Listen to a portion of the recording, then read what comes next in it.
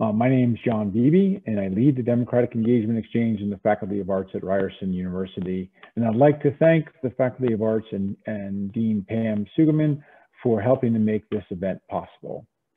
As we begin today, I'd like to share land acknowledgement. The land that I have the privilege to call home is sacred land, and I am a settler on this land and appreciate that it has been the site of human activity for more than 15,000 years. It is the territory of the Haudenosaunee nations, such as the Huron-Wendat, the Petun, and the Seneca, as well as the Anishinaabe, and most recently visited by Mississaugas of New Credit. The territory later became the subject of the Dish with One Spoon Wampum Belt Covenant, an agreement between the Haudenosaunee Confederacy and the Anishinaabe to share and care for the resources and relationships around the Great Lakes. And at this moment, as we all come together to address our current healthcare crisis, I'm powerfully reminded of the wisdom of this covenant. If we're going to prevent more suffering and death, all of us must come together and care for each other, for our families and our neighbors, as well as strangers and people we will never meet. By doing so, we have some hope that we'll be able to get out and enjoy the summer here in Ontario, and eventually to travel to places like Athens, that I think probably many of us who've gathered here today are looking forward to visiting. Today we are taking a break from our normal Democracy Dialogues format, where we explore the challenges that face our communities. But don't worry, these challenges will still be here when we get back, and we'll be taking them up again next month when we return to regular programming. But today's programming, through the magic of Zoom and the insights from the Exchange's Athens Bureau, we will travel to Greece. Today's session is hosted by Ashley Denny-Petch. In addition to her role as a project coordinator at the Exchange, Ashley has a lifetime of commitment to strengthening democracy and exploring issues around what good governance and a good life looks like. She has a foundational education in the humanities, and where she had a chance to dig into deep issues that we'll be exploring and unpacking today. And in her career, she's had the opportunity to work for the co-ops and mutuals in Canada and for the Faculty of Laws at UCL in London, UK. So with that, I would like to turn over the remainder of the session to Ashley to introduce our honored and esteemed guests. Thank you. Great, thank you, John. And hi, everyone. Welcome virtually to Greece. So I'm a Canadian who's very lucky to be based in Athens, Greece at the moment. And we thought we'd take advantage of this by exploring ancient Athens a bit today. So this is a huge topic, of course, and we're going to move through it quite quickly. So we'll get started. I'll introduce our panelists. I'm so excited to welcome three of my absolute favorite people in the world. The first is joining us from London, Helen, who is our archaeology expert. And joining us from Athens is Georgia, who is our philosophy expert. And from Västerås, Sweden, Nicholas is joining us, and he's our history and politics expert. So, a quick question for you all to get us started. You're all native Athenians, and I'd like to know really quickly what each of your favorite absolute favorite spot in Athens is.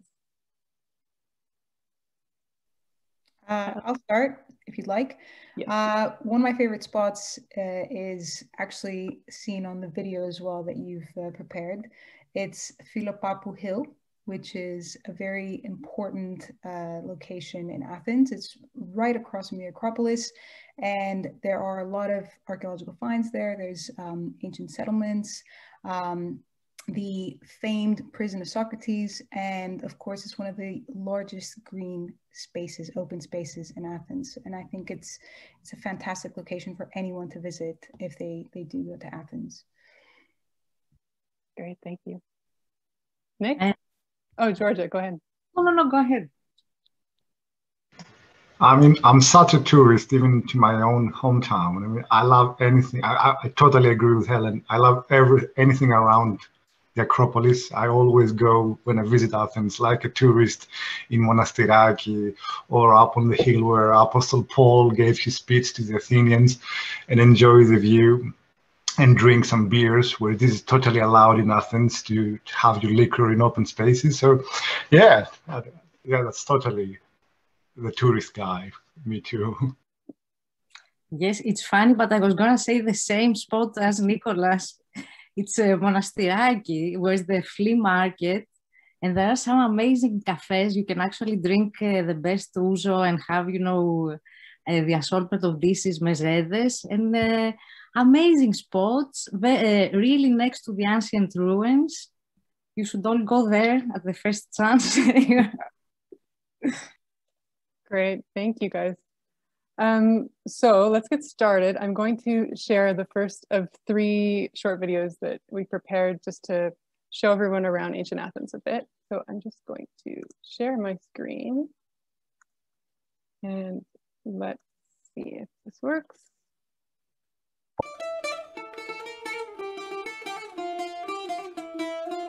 Hi, I'm Ashley, and I'm the project coordinator with the Democratic Engagement Exchange. I'm going to show you around ancient Athens today with the help of my very special tour guide, Thucydides the Greek.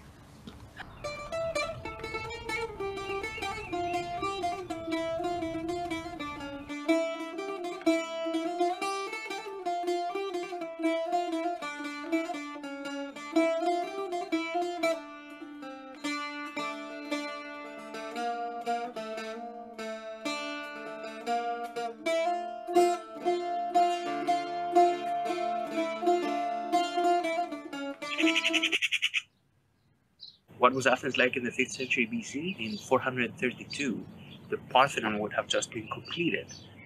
The Parthenon was a temple to honor the goddess Athena.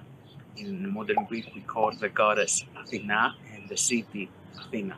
So it was a temple dedicated to Athena, and it housed a very impressive, huge statue in her likeness, sculpted by the famous artist of the time, Phidias. Nice bird. Metiki.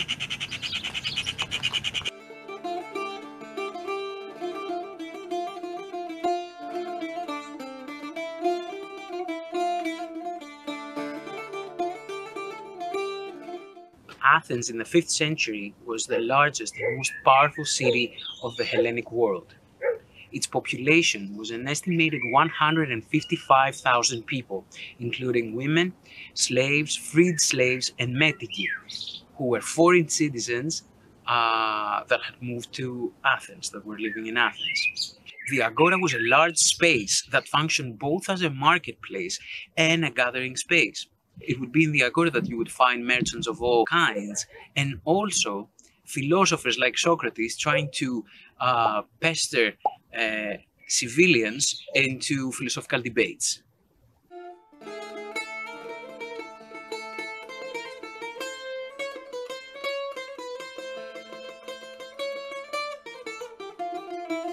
So we are in the ancient demo of Meliti.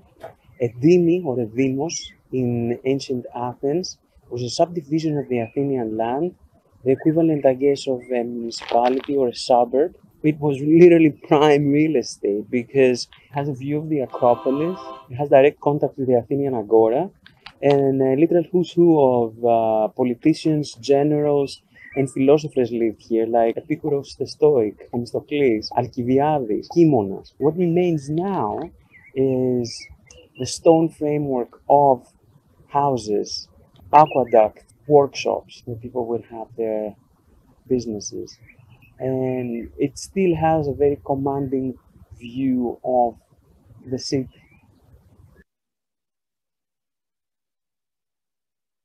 All right. So that is the first video that hopefully kind of sets the scene in Athens in 430 BC. And in the video, Thucydides mentions classifications of people in society. And he talks about citizens, women, slaves, freed slaves, metiki. Obviously, that kind of classification was really central to their respective roles in society. You know, a slave would have a very different life than a citizen, for example. So my first question is for Helen, and it's just, can you give us a sense of the public sphere in Athens at the time, and who was included, who was excluded, and why? I think Vasilis gave a very good kind of summary of what the public sphere was like. Definitely men that had completed their military training, for example, and were over 20 years old, they were the ones that essentially had the rights to vote, the right to make any type of decision within the Athenian society. Women, on the other hand, did not have any of these rights, neither did slaves, and the metics, which were foreign residents, let's say, that had settled in Athens, did not have any of these rights.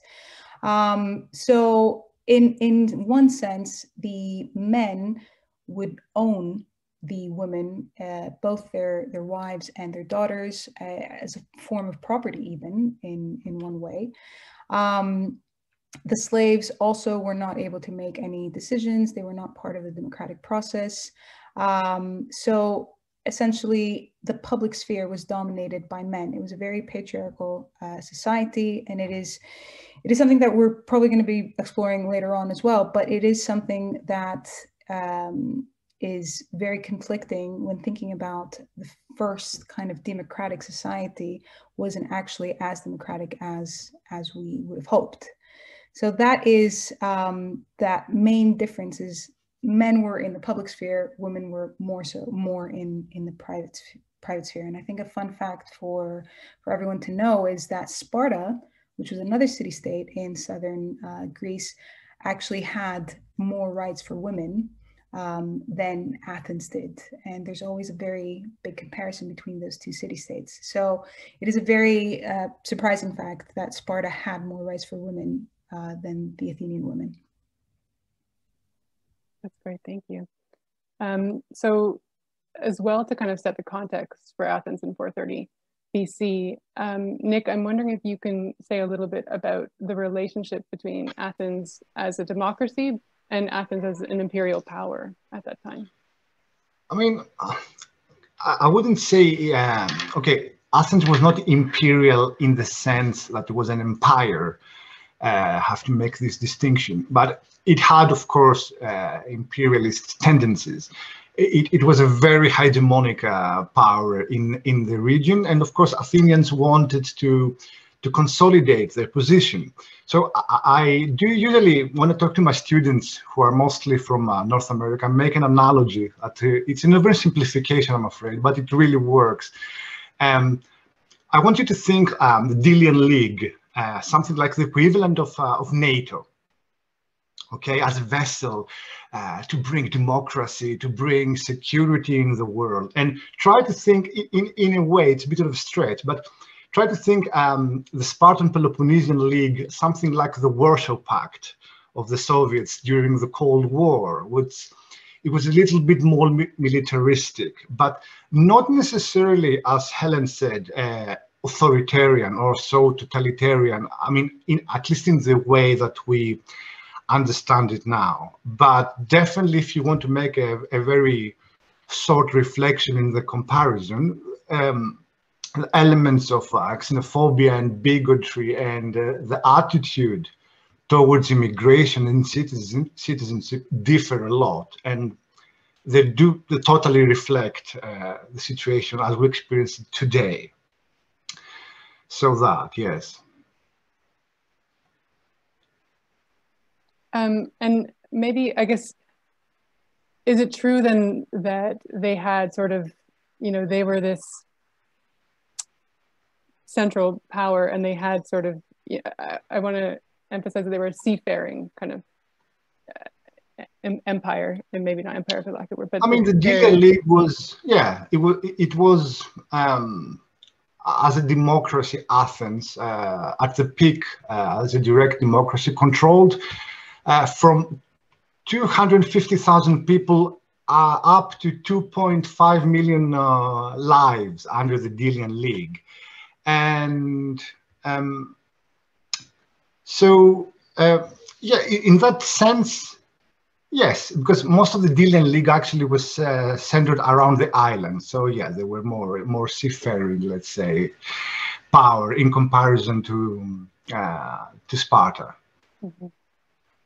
And I guess Sparta and Athens are the sort of two main kind of, powers. The main rivals, yeah, yes. You can say that. That's why I make the comparison with the Warsaw Pact and NATO, to see the kind of clash of the Titan situation. Great, thank you. So that's just a very quick kind of setting the scene, and we're going to move on now to the next video, which is about democracy in Athens at the time. So I'm just going to share that. Here we go.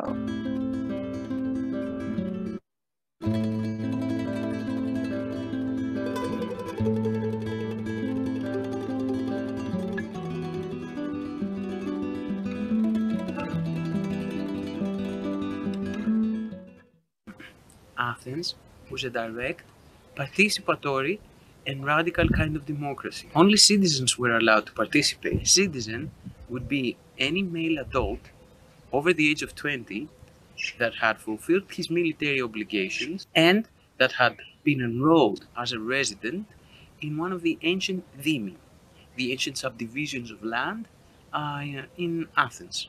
So this is a very important location for how the Athenian democracy was implemented, because from this stand, politicians, orators, a veritable who's who of ancient Athenians, from Pericles to Themistocles to Demosthenes, the famous orator, they would address the assembly of Athenian citizens, otherwise called Ecclesia to Demo, the assembly of the people. And it was very important to democracy because the citizens were invited to participate in this assembly, run in this space.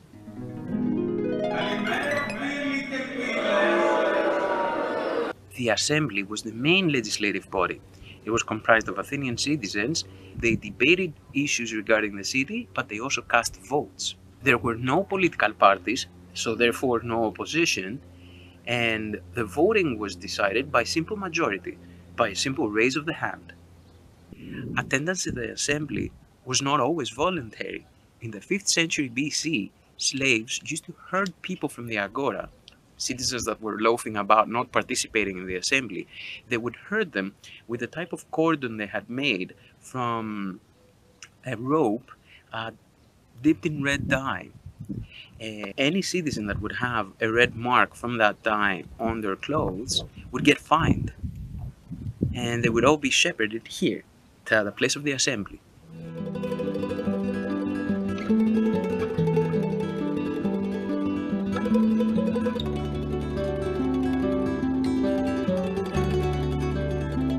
This cave-like structure, situated next to the Athenian Agora and Pnika, this proximity probably contributed to the buildup of the popular tradition that this was the prison of Socrates.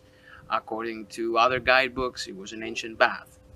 Whichever the case, whether it was a spa or the final place of a man's life, the fact does remain about Socrates that he was sentenced to death by the very democracy that he was contributing to with his thinking and his teachings. Great. So I also have to thank my wonderful tour guide, Vasilis, who I think is in the audience. So thank you very much, Vasilis, for teaching us all this stuff. So let's talk a little bit about Athenian democracy. And in the video, Vasilis calls Athens a radical, participatory, and direct democracy. And I think one of the things that strikes me, the most about democracy as the Athenians meant it was really the sense of obligation and duty that it required. I mean, it wasn't something that was really inseparable. For those that were allowed to participate, it wasn't really something that was inseparable from your daily life. And I think so Georgia, I'll start with you and ask you, in this context of ancient Athenian democracy, what do we mean by the term radical democracy? Well, that's a great question because actually democracy is about self-limitation. And yeah, I want to talk a bit about the word autonomous, which is actually the quintessence of democracy, if you will. It's a word made of two compounds. Autonomos, it's in Greek, and it means the society or the individual that gives themselves their own law.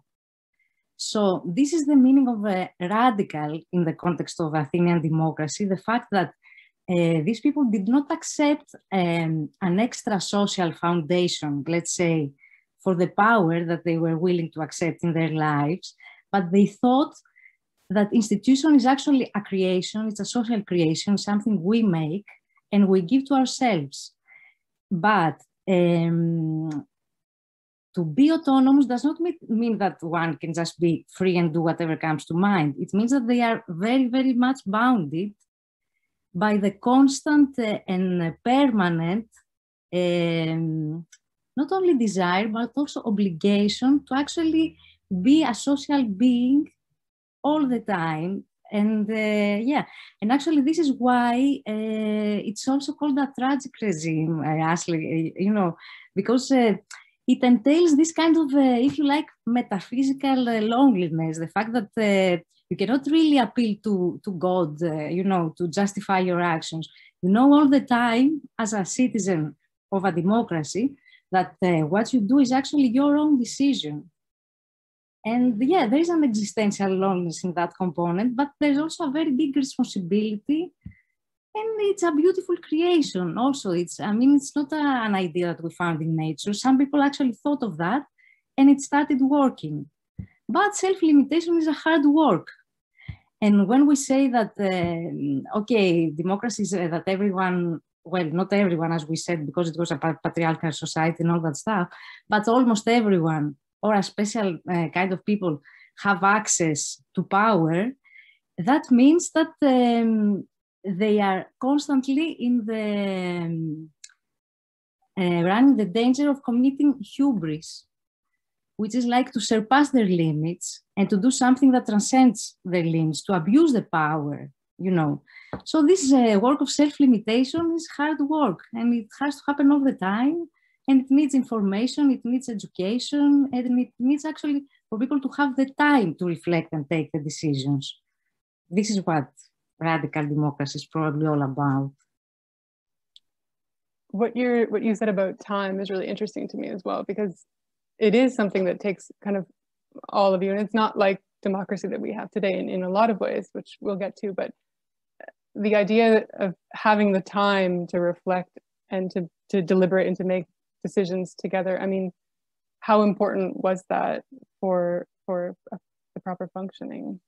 Exactly, it's a full-time job basically, you know, because this is how it worked. They had the slaves, they had the women at home, and they could do democracy full-time, you know, in a sense, okay. Yeah. Almost like a real privilege. It kind of is, kind of, yeah. Interesting. I would like to add something, if I may. I mean, it's a fun fact, a bit of a fun fact, because Vasilis also mentioned the assembly, and I mean, I'm pretty sure you're going to mention it further down, probably Ellen or Georgia, but direct democracy means that the Athenians sort of perceived that elections were not so democratic. So the members of the assembly were actually chosen through a lottery, and one of these lotteries actually exists. It's very interesting if you ever visit Athens. It exists in the National Museum. It's an amazing, like, rectangular marble thing, and those members of the assembly couldn't serve more than twice, for example. And this is very interesting as well, because only generals and only the treasurers who had to be wealthy would be elected in reality. And because we talked about the sense of obligation, I mean, this is a theory that I cannot really verify, but perhaps you can help me a bit with this. It's the distinction between the idiot and the citizen. I mean, it's just a theory, but, you know, idiot nowadays means something, you know, a moronic person, but in Greek it means a private person. So there is this theory that the word is sort of generated, and an idiot, well, a private person, was a person that that didn't like to participate in public life. So this is one of the theories how the word etymologically sort of devolved into something meaning in what we mean today as being an idiot. I don't know if anyone has to say anything about this, actually, and correct me. I didn't know that about the word, the meaning that it came from Greek at all. That's, I mean, every word comes from Greek. I'm learning that every day now here. Maybe Nick, you could sort of expand on that and talk a little bit about what, you know, if anything, does Athenian democracy, ancient Athenian democracy, what does it have in common with what we consider democratic rule today? Are there any similarities? Are you asking me? Yeah. I mean, if I would say in one word, I would say vulnerability. And I will refer to kyklos, meaning cycle, which was first mentioned by Plato in the Republic, and it was sort of evolved by Polybius and much later by my mate, Machiavelli.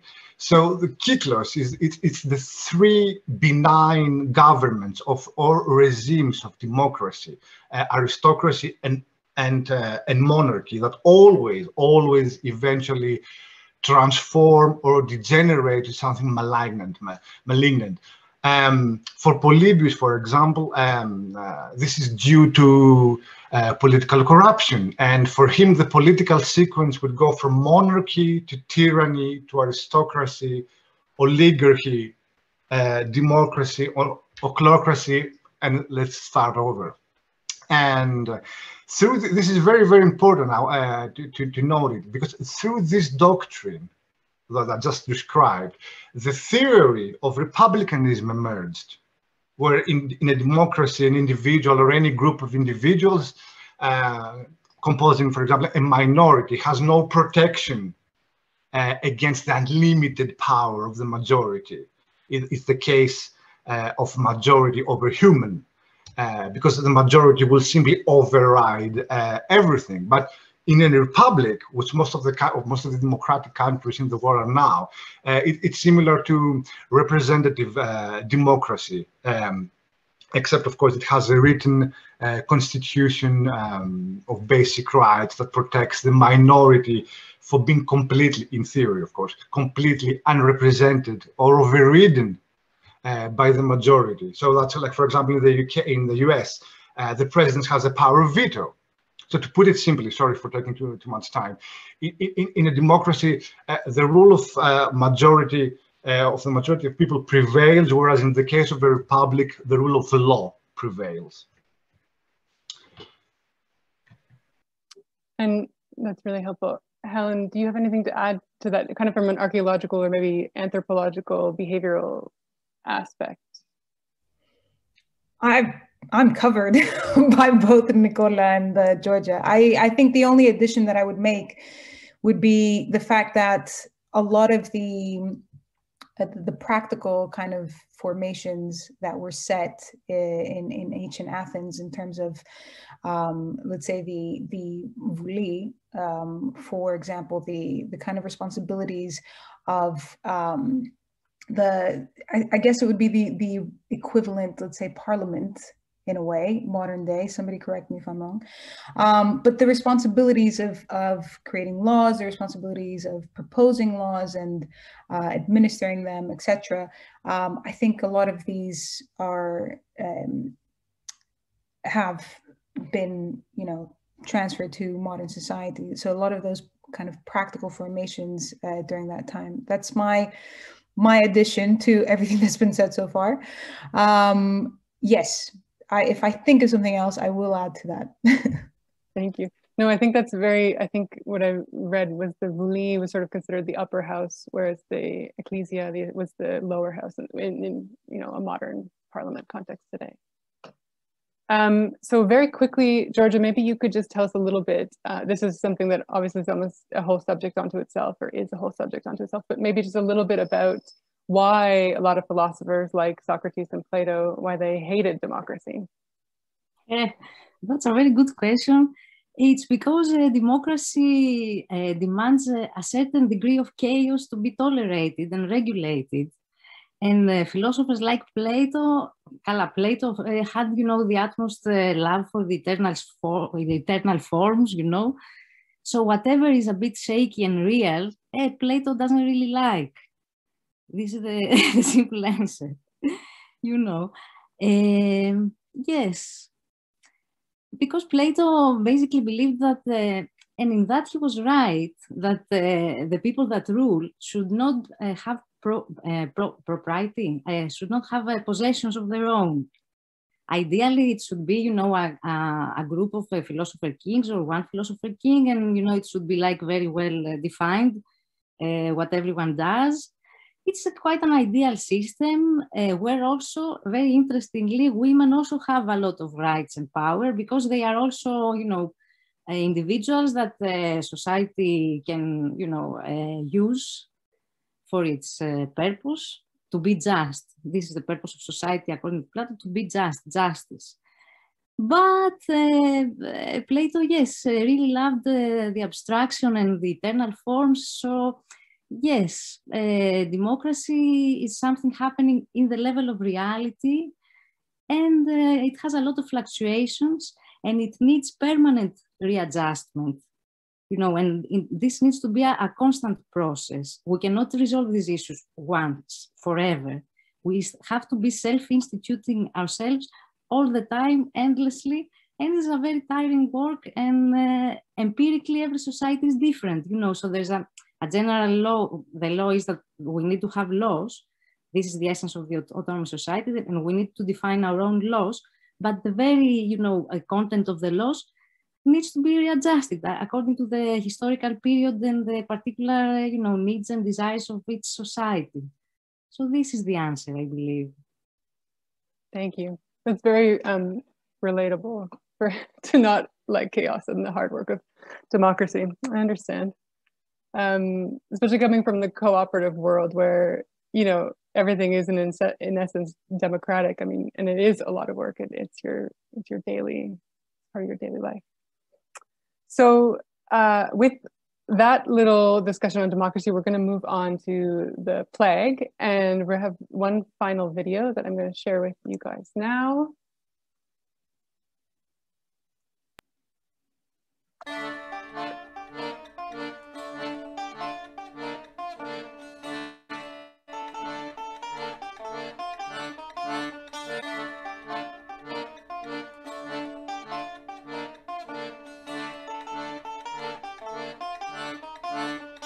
We are in the ancient demos of Keramikos. It was the potter's quarter, and the word ceramic comes from this particular area and the art, the craft of pottery.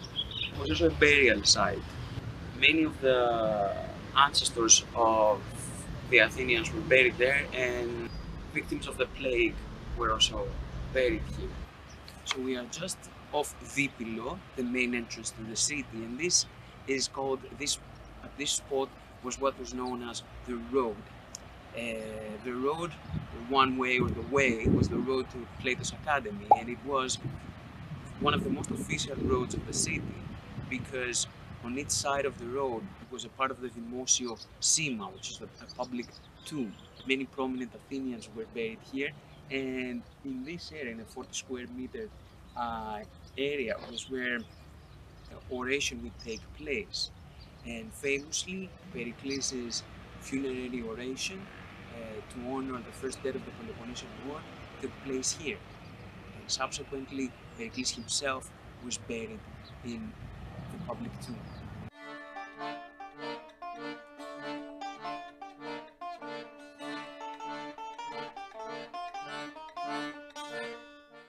So one of the main strategic assets of Athens was the fact that it was surrounded by fortifications, by walls. From this point, this ancient road that was called Kili would start a road that would lead into the sea, to the port of Piraeus. It was entrenched in two parallel fortifications that were named the Long Walls. That strategic advantage also became a factor for the plague to spread faster, because obviously people who would get sick on the ships that were bringing the supplies would eventually carry the virus inside the city. The most well-preserved parts of the fortification, the walls that encircled Athens in a perimeter of 6.5 kilometers, are here. Two of the most important gates, Dipylon and Iera Pili, the remnants of them are preserved here in this archaeological site.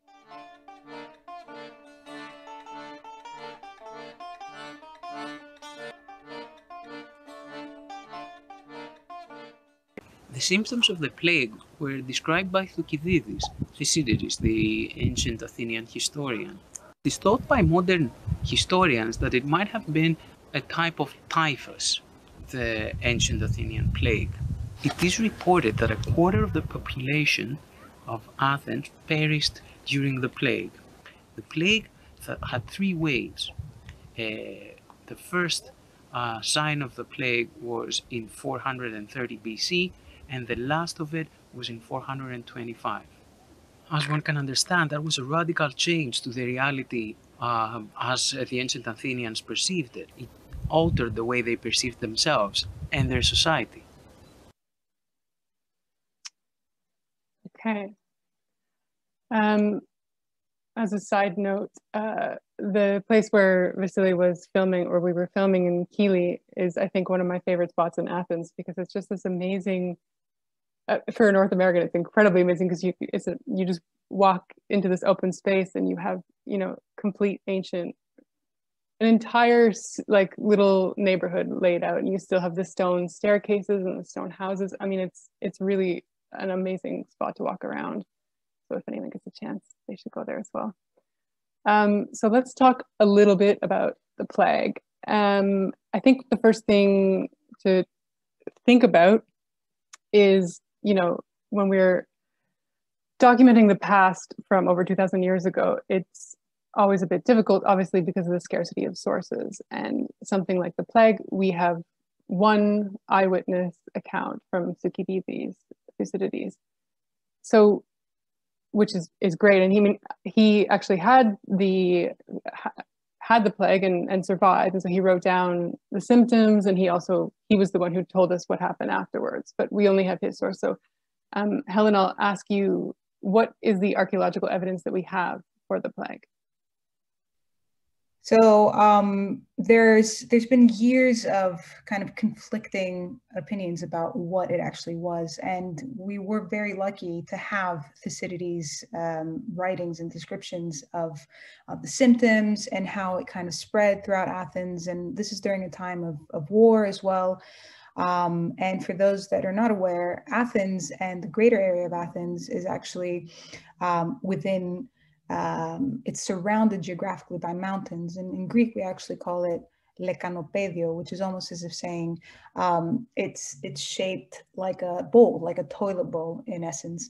So because of the war, there were definitely a lot more people congregated or gathered in the city, and I think that kind of spread the bacterial, whatever it was, which we didn't know until recently, more quickly. Now, in 1994, 1995, there were excavations that were taking place in Keramikos, the Potter's quarter that Vasilis was in the last video that we saw.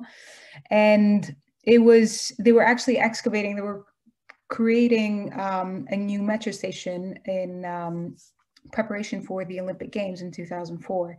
And this is when they discovered around 150 bodies, a mass grave, mass burial of 150 bodies. And this included a few infants and children as well. But the strongest indication that this was related or connected to the plague was the fact that it was a mass burial. And this usually happens at a time of crisis. When there was DNA sampling, they discovered from the dental pulp, so kind of the hard layer under the softer layer of the tooth, if that makes any sense. They discovered that that's where you discover different pathogens, let's say, that your body might have, and that's where they discovered that in fact it was typhoid fever. So this was the evidence that was discovered in terms of what the bacterial infection was. Another indication that this burial was connected to the plague was the fact that it was done hastily and in a very disorganized manner. So the burial rituals, let's say, were not kept. So we can see that there are the upper layers of this burial were more disorganized, more hastily kind of put in place. The offerings were limited, they were poor, and it was only the children and the babies that were provided more care and more offers.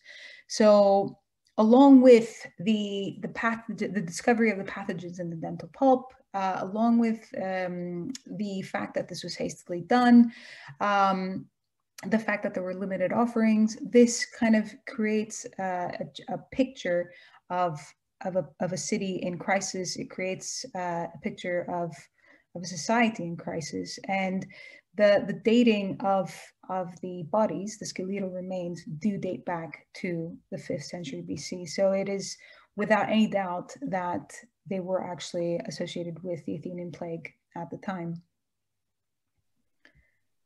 Thank you. It's, I know I'm saying this to an archaeologist, but it's incredible that they can date bodies back to that long. Like, it's completely mind-blowing. Fantastic. So the next question is one of my favorite questions, and I'm really excited to hear all of your answers. Thucydides talks about, Athenian society breaking down because of the plague. And he says that Athenians lived as if there were no laws, and that fear was kind of the overwhelming motivator in society at the time. And he says, there was an erosion of public trust and of the common good. And in that, thinking about that, I wanted to know from each of you, what do you think are the forces that both form and maintain community? And Helen, we'll start with you because you're on my screen. That is a fantastic question. And I think my research, my PhD research was actually based on modern residential movements in Athens. And one of the case studies that I was looking at is Philopappou Hill, the Lophos Philopappou that has been on the first 2 videos, and the residents around that hill. And I think it's very interesting. Through this discussion, I've been thinking about what the democratic process was in that same location with the communities that I researched more recently, and kind of the democratic process that took place within their assemblies.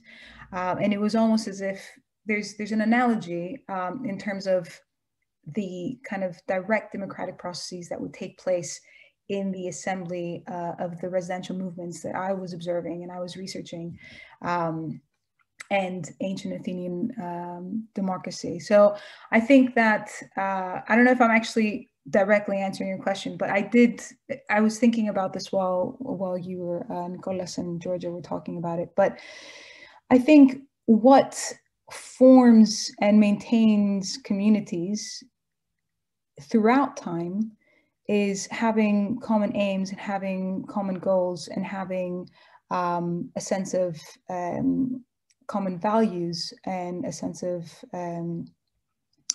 togetherness. And I think looking at the communities that I researched, especially the one that was surrounding Philopappou Hill, I think despite the fact that they had very different and very conflicting political views, their goal, their aim to protect these archaeological spaces and these open parks was kind of a main aim, a common goal, the common value that they all had, despite the fact that they were very different people, despite the fact that they had very different political convictions. And I like to think that in some way that would connect to the democratic society that existed in ancient Athens. I'm hoping that made sense. It made sense in my head. But yes, I think that's what I would have to say about that. That's great. Makes perfect sense. Thank you. Georgia, do you want to say a little bit about the same question? Sure, yes. First of all, I agree with everything that Helen said. I think it's very well put, you know, the existence of common goals.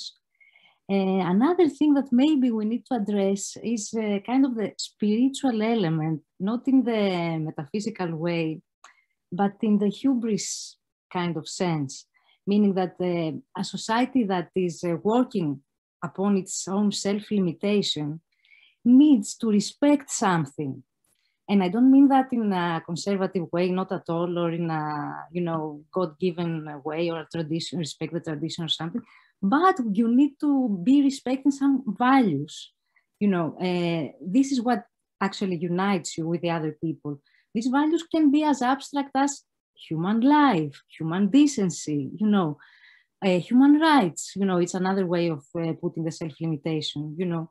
But you need to have some kind of mechanism of self-reflexivity as well.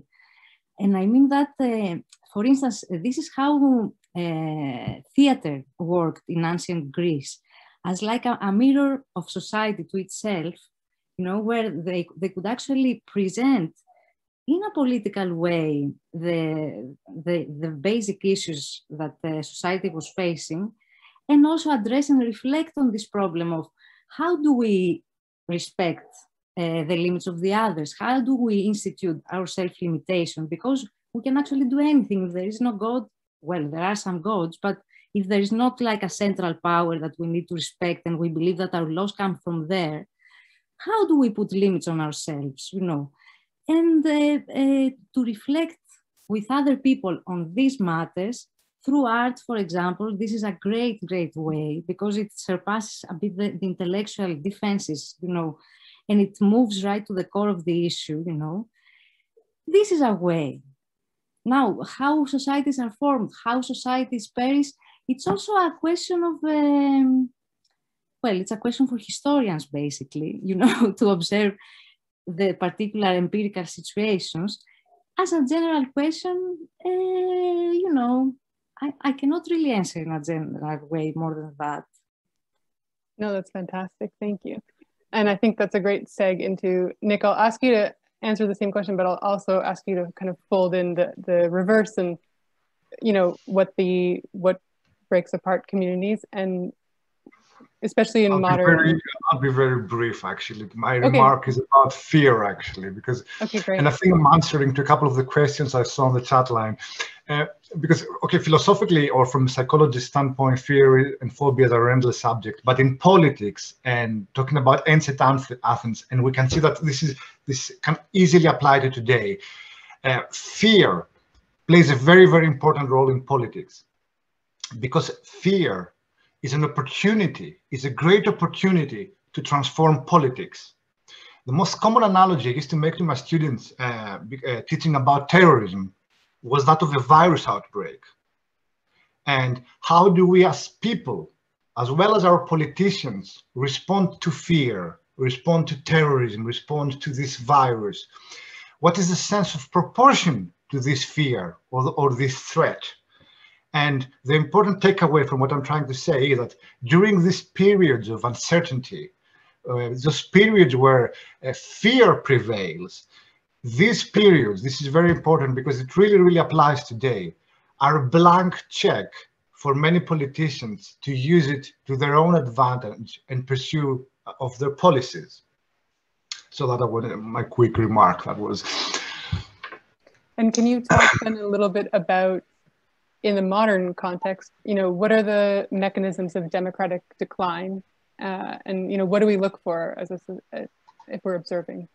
Okay, this is a fantastic question, and I'm going to say some heavy stuff now, because this is also linked to the response I had about fear, because threats such as terrorism as a tactic or a pandemic, as we examine now, have a very strong effect on the strength of democracy as a systemic quality of political arrangements. And what I mean with that, it brings institutional and political changes. What these changes may be, and I have talked about this a lot. First, and this applies throughout history, we never learn. First of all, it's triggering emergency powers, like in Weimar, before the Second World War. in Russia, in Turkey, in USA during Trump. Second, it brings the reconfiguration of the state's repressive capabilities. What I mean, investment, for example, in military apparatus, new forms of surveillance, coercive authorities. Look, for example, the Patriot Act in the US, or the new powers that ICE has in the US. And last and most important, populism. A populist leader claims to represent the unified will of the people, standing in opposition to an enemy that may be Bin Laden or Corona or the plague in ancient Athens. And often embodied by the current system, aiming this leader to drain the swamp or tackle the liberal elite. You know, these things that it was part of the rhetoric then, is part of the rhetoric today. It's so interesting. And of course, this kind of populism is often combined with anti-immigrant elements, nativism and authoritarianism. And of course, populism will thrive if you have at least one of the following. And pay attention to this. What are the following? Economic recession, it could be. Income inequality, lack of welfare, the falling living standards, unemployment, especially if it hurts the middle classes, unprecedented migrant influx, lack of ideological commitment from the established political elites, and the emergence, of course, of a charismatic leader or a demagogue. So remember, talking about fear, it's literally the essence of it. It's the recognition and stalking of public fear that is the central element of populism's emotional appeal. Of course, not all democracies in the world are equally vulnerable. Transitioning democracies with eternally inconsistent institutions are more likely to experience domestic problems than advanced democracies and authoritarian regimes around the world, as back then. But pay attention to that. Since 1968 till recently, wealthy and advanced democracies generally do not suffer from high levels of high threat levels, with two exceptions only. And tell me if it rings any bells. I'll give you the two exceptions, and then we're going to move on just to yeah, I'll be very tell me quick. Quickly. The first exception is advanced democracies that interfered in other countries' affairs through military intervention or occupations. And the second one is poor democracies with territorial conflicts. Those are overlapping in a lot of places too, aren't they? Great, thank you, Nick. That was heavy, but very interesting and very relevant. I'm gonna pass it off to John, and he's going to ask a couple of audience questions.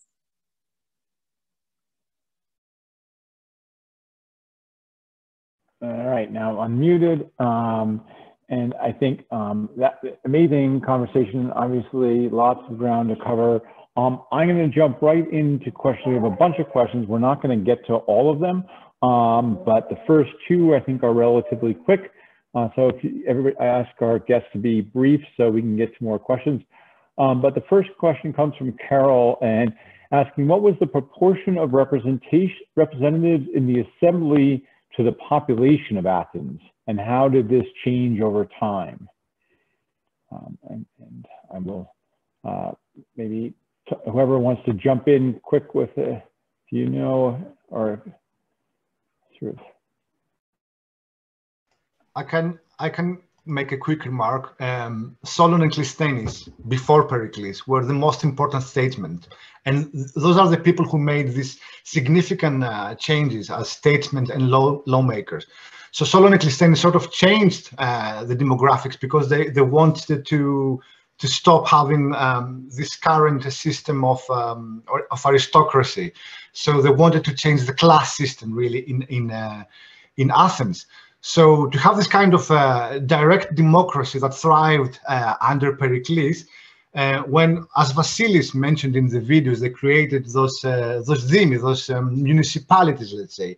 they divided Athens into tribes, so 10 tribes. So the assembly, for example, had 500 members that they were chosen from the ballot that I mentioned earlier. And there were 50 members from every tribe. Of course, this didn't have the chance to evolve a lot because Athens lost the Peloponnesian War, and because of the pandemic, the demographics changed significantly. And after the pandemic and losing the Peloponnesian War, democracy sort of stopped being a thing in Athens, if you know what I mean. Yeah, so I think that's super helpful, and also helpful to be reminded the way the assembly was selected was, through the sort of ballot system. So I'm going to keep us moving here. The next question, which I think, certainly is a question that's emerging now within the current pandemic about the impact of the pandemic. Was there evidence of disproportionate death amongst female slaves and quote, idiots or private people? If so, did the democratic process and health change and governing, more broadly? So this is a question about the impact of the plague on different groups of people. And maybe, Ellen, I could ask you if you have some insights, or even if we know or understand that question. Sorry, that is an excellent question. To be honest, I don't know how to answer this question directly. I think that to a great extent, it wasn't something that was disproportionate. It did not. I think that it affected the entire population equally. It wasn't that the richer people or the upper class were more protected. I think it directly affected all levels and all classes of society, but that's what I've understood from the evidence.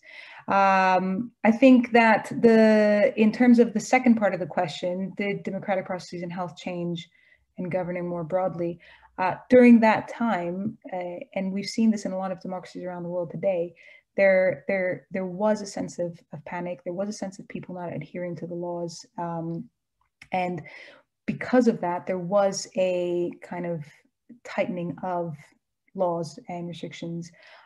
So I think this is something that definitely might have kind of developed and transferred to, to the way that the government functioned eventually as well.